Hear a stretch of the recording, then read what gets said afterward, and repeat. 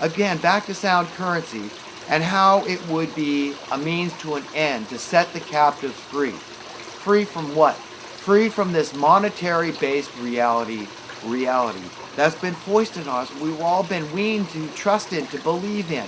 Since we were born, our parents believe in it, our peers believe in it, everybody just, it seems like they all believe in it, but we're all like a ship of fools going to our destruction to believe in it. That we're believing in a false God.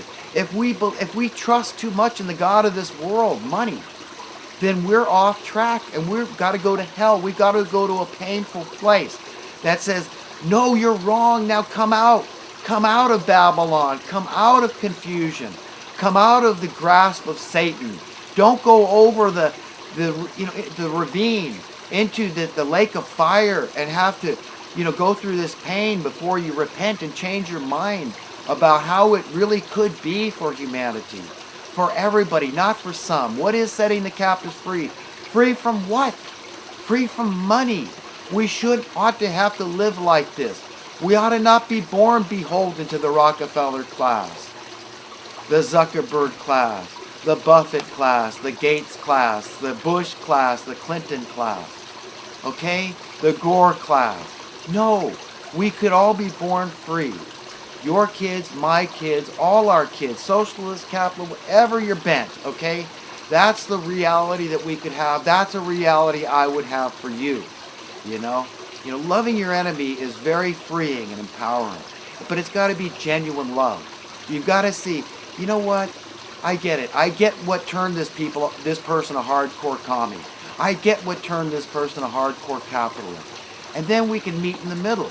And we say, wow, we're not 180 degrees apart. We're much closer to thinking the same way than we ever imagined, because we're just saying, God, bless both of us. Help us to see the light and live together in peace and harmony with justice and equity for all humanity, with the captives free to do what they want to do with their lives. They could do many different things. Anytime they want, they're free to go anywhere, live anywhere, and just, serve humanity in whatever capacity they want. That's the reality that we could have. That when we serve one another, we do it with joy in our heart, a song in our lips, and a bounce in our steps. That's the world that we could have, folks. And sound currency would be a means to the end, but it is kind of a political solution, and I don't have a lot of faith that we're ever going to be able to attain it. I believe it's going to really take a traumatic event, and I believe there's going to be a lot of people caught with their allegorical, their metaphorical pants down, okay? And that's what I mean, is having too much faith in this established system. It's based on fraud. It's designed not to work. They create poverty, and then, people get taxed to pay for the poverty. And, the recipients, like the landlord, for example, with the Section 8 house, they just demand more and more as they say, well, I'm going to milk the cow because I can. This is an essential human need. This is very powerful. I'm the new overlord now. They're everywhere, okay?